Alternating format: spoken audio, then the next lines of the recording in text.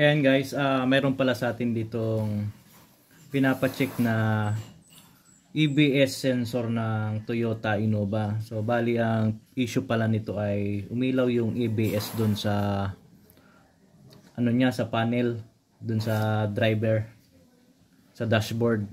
So nakailaw yung EBS. Ang ginawa lang dito ay nagpalit lang ng bearing kasi nadurog yung bearing. Tapos ngayon after mapalitan ng bearing, umilaw na yung pinaka EBS indicator niya. Hindi na gumagana yung EBS ng right side po ata ito. Hindi ko matukoy kung right side or left side ito. Pero ano siya, pang harapan, nakailaw na yung EBS niya. Ngayon, i-check ko naman yung resistance niya. So bali check natin yung resistance. So set ko ng 2K.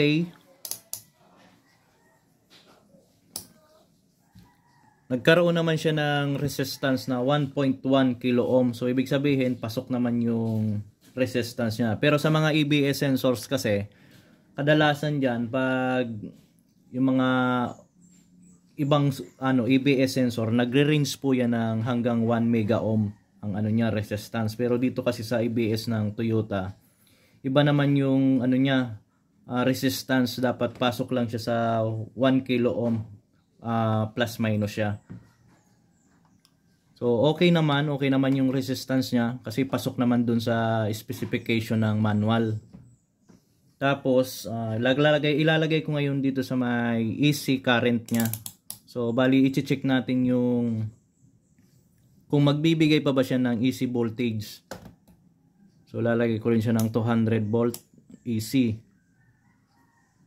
So pag ang EBS sensor kasi, pag sira ang EBS sensor, kahit good yung resistance niya, pag niran natin ito, nilagyan natin ng magnet. So dapat pag inano ng magnet yan, nadaanan ng reluctor wheel, magkakaroon dapat ng AC current ito, magre-reading dapat ng voltahe. Kaya ngayon gagawin natin dito, itetest natin, iraran natin dito sa may tester ko sa may reluctor wheel. So power on ko muna. Power on. So dapat pag umikot ito, may bibigyan dapat siya ng signal, magkakaroon ng voltahe kung okay yung sensor.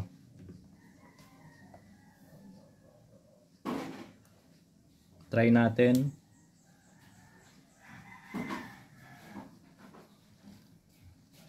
Yan guys, kung makikita nyo, nag-reading na siya ng 0.2, 0.1 AC. So, ibilisan natin yung speed ng reluctor.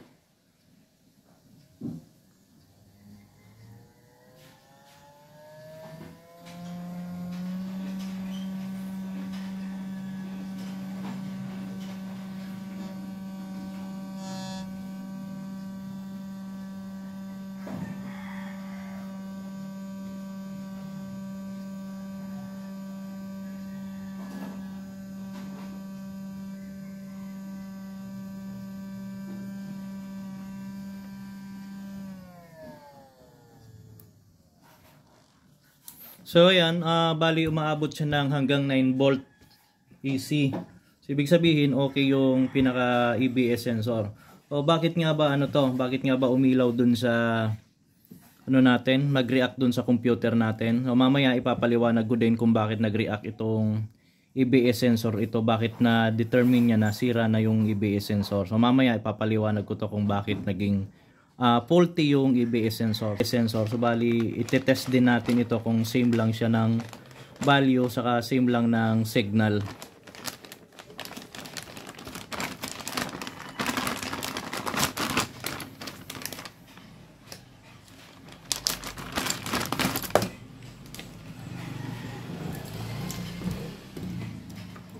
Tatabi ko na muna itong luma.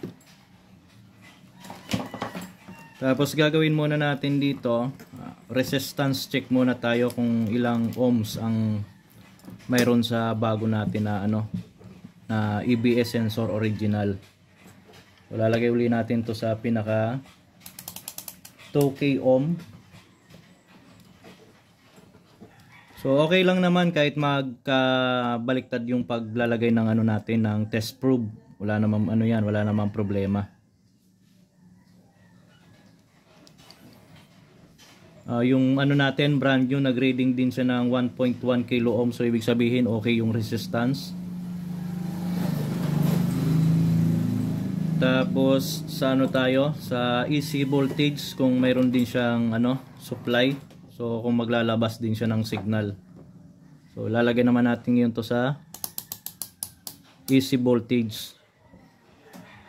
So try natin ulit to, subok, power on.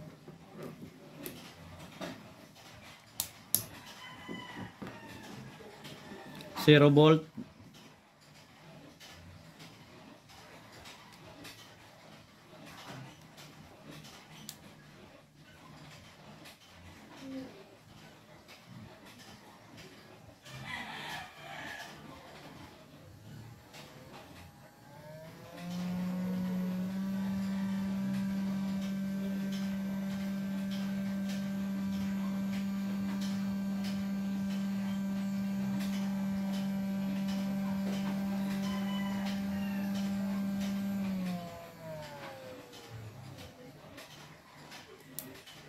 So same lang din yung ibinigay na reading, halos umabot din siya ng 9 volts.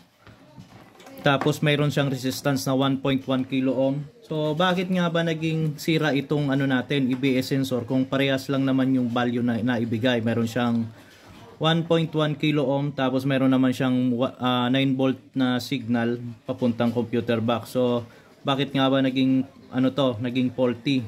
Nag-react doon sa computer box at nagbigay ng EBS indicator light doon sa pinaka dashboard natin. So yun yung ano natin, pag-uusapan kung bakit naging sira itong pinaka EBS sensor ng ano natin, Innova.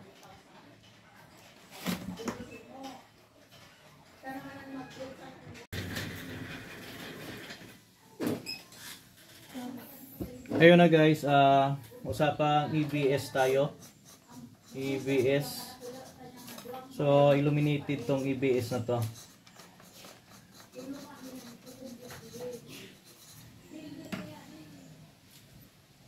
Mayroon naman siyang 1.1 kilo ohm na resistance. Tapos mayroon naman siyang reading na 9 volt AC. So bakit nga ba siya nagkaroon ng ano, fault code dun sa ano natin, sa computer box? Nag-react yung ano natin, yung pinaka computer box at nagbigay ng fault code sa ating system. So kanina tinest naman natin, okay naman yung reading ng luma saka yung bago, same naman sila ng value. Tapos ano nga bang naging dahilan? Sa isang magnetic sensors po kasi, iba-iba kasi yung sensors eh. Itong ano natin, EBS sensors ay ano to, katulad siya ng crankshaft sensor, camshaft sensor, speed sensor. Tapos ito na nga yung EBS sensors. Mayroon po yan tinatawag dun sa loob na coil.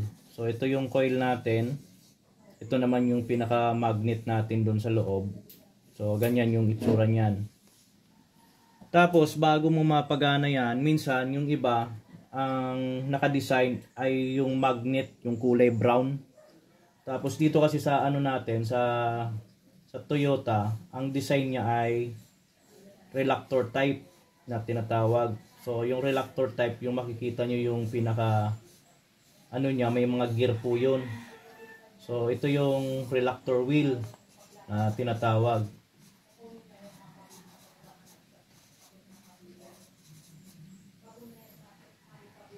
Ayan yung ano natin, pinaka reluctor wheel na nakakabit doon sa may bearing. Tapos ito naman yung ano natin, pinaka EBS sensor na naka-mount doon sa pinaka chassis. So bakit nga ba nagkaroon ng fault code? Ang isang ano dito, ang isang rason dito kung bakit nagkaroon siya ng fault code ay gawa ng kung pamilyar kayo sa air gap, may mga tinatawag na air gap kasi yan dito. Ito yung pinaka air gap natin, ito. Air gap. Kapag yung air gap kasi nawala sa sa pinaka settings niya, magkakaroon ng problema po yan. Hindi na niya mababasa ng maayos itong pinaka bakal. So magre-react yan dun sa pinaka computer box natin. Same na nangyari po dito sa speed sensor na to. Ayan. So tinamaan na yung pinakadulo niya. Kaya yung settings ng natin, settings ng speed sensor na air gap dito sa may reluctor wheel natin ay nawala na. So kaya nagkakaroon siya ng faulty na siya. So ibig sabihin buo pero faulty during acceleration. Ang isang kasi, kung titingnan to sa may sa may pinaka oscilloscope. So kung halimbawa ito yung pinaka natin, sine wave. Ito yung sine wave natin sa oscilloscope. During acceleration, kung magra-rapid acceleration yan, magiging blanco po yan. So magka-cut off siya. Itong pag-cut off na to, ito na ngayon yung code na papasok dun sa computer box. Ito na yung magiging code niya kung bakit nagkaroon siya ng problema. So magiging faulty siya.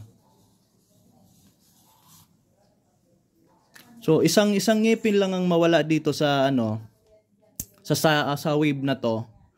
Automatic na papasok na yan sa computer box, magbibigay na ng code yan. So kaya ang nangyari dito, umilaw itong EBS sensors niya dahil dito sa wave na to, yung air gap na tinatawag. So nawala sa settings itong air gap.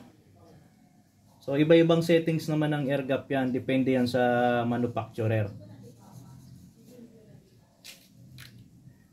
So mamaya ikakabit ko na yung bago, tapos i-reading natin yung yung fault code. Ikakabit na natin ito. Tapos siguro di-delete natin yung code, tapos irara natin yung data streaming tayo. So ayun guys, pupuntahan ko muna yung unit, tapos ikakabit natin to.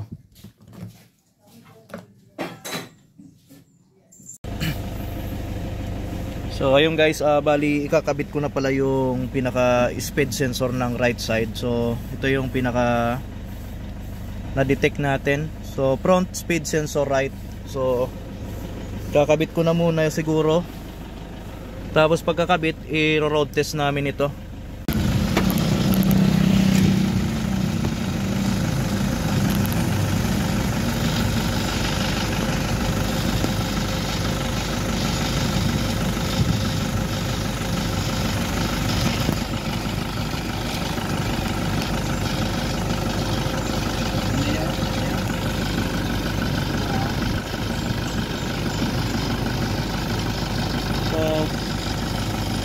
Ito na guys, ikakabit ko na yung sensor.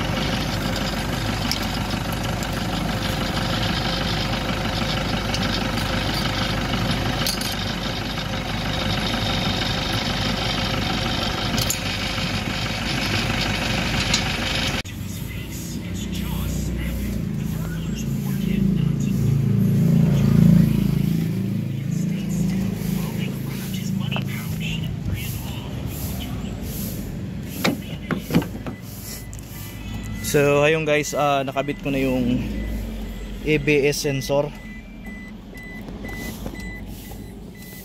Tapos ano na lang namin to siguro, road test. Delete ko muna pala yung pinaka code nya. So i-delete muna natin to, clear.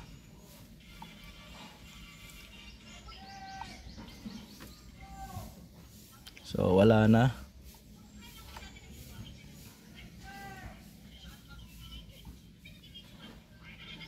Wala na tayong fault code. Tapos road test na lang namin ito.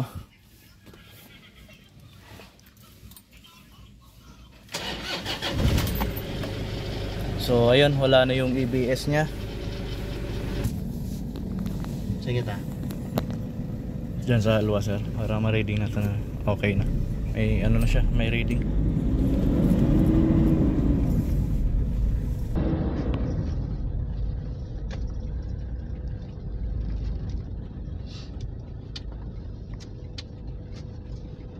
Yung right no, front right. Oh, front right.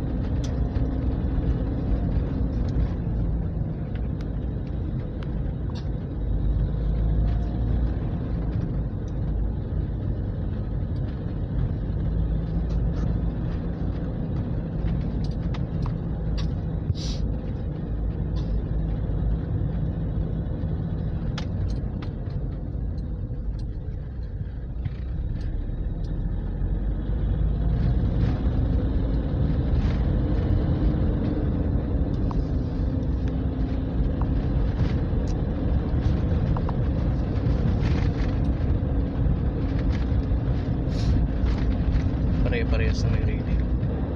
Okay na, sakto man ang ano, reading. Okay na. Oo.